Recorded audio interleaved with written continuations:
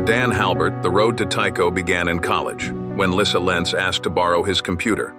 Hers had broken down, and unless she could borrow another, she would fail her midterm project. There was no one she dared ask except Dan. This put Dan in a dilemma.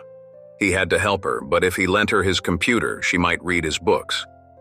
Aside from the fact that you could go to prison for many years for letting someone else read your books, the very idea shocked him at first. Like everyone, he had been taught since elementary school that sharing books was nasty and wrong, something that only pirates would do. And there wasn't much chance that the SPA, the Software Protection Authority, would fail to catch him. In his software class, Dan had learned that each book had a copyright monitor that reported when and where it was read, and by whom, to central licensing. They used this information to catch reading pirates, but also to sell personal interest profiles to retailers. The next time his computer was networked, central licensing would find out. He, as computer owner, would receive the harshest punishment for not taking pains to prevent the crime. Of course, Lissa did not necessarily intend to read his books. She might want the computer only to write her midterm. But Dan knew she came from a middle-class family and could hardly afford the tuition, let alone her reading fees. Reading his books might be the only way she could graduate. He understood this situation. He himself had had to borrow to pay for all the research papers he read. 10% of those fees went to the researchers who wrote the papers.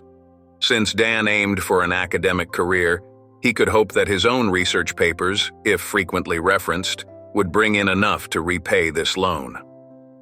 Later on, Dan would learn there was a time when anyone could go to the library and read journal articles and even books without having to pay. There were independent scholars who read thousands of pages without government library grants. But in the 1990s, both commercial and nonprofit journal publishers had begun charging fees for access. By 2047, libraries offering free public access to scholarly literature were a dim memory. There were ways, of course, to get around the SPA and central licensing. They were themselves illegal. Dan had had a classmate in software, Frank Martucci, who had obtained an illicit debugging tool and used it to skip over the copyright monitor code when reading books. But he had told too many friends about it, and one of them turned him into the SPA for a reward. Students deep in debt were easily tempted into betrayal. In 2047, Frank was in prison, not for pirate reading, but for possessing a debugger. Dan would later learn that there was a time when anyone could have debugging tools. There were even free debugging tools available on CD or downloadable over the net.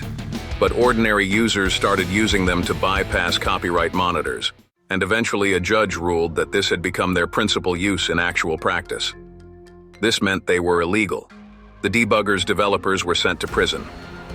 Programmers still needed debugging tools, of course, but debugger vendors in 2047 distributed numbered copies only, and only to officially licensed and bonded programmers. The debugger Dan used in software class was kept behind a special firewall so that it could be used only for class exercises. It was also possible to bypass the copyright monitors by installing a modified system kernel. Dan would eventually find out about the free kernels, even entire free operating systems, that had existed around the turn of the century.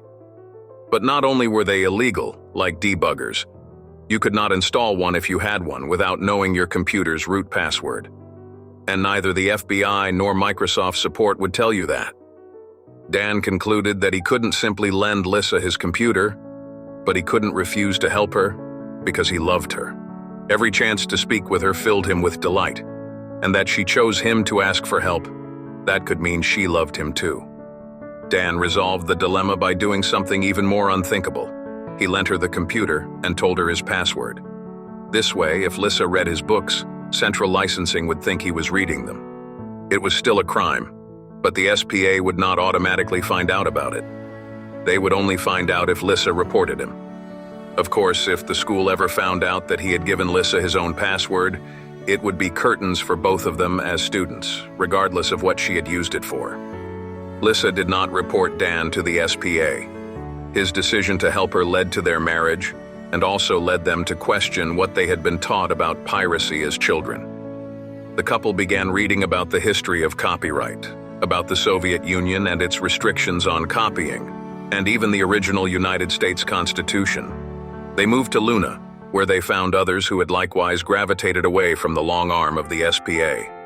When the Tycho uprising began in 2062, the universal right to read soon became one of its central aims.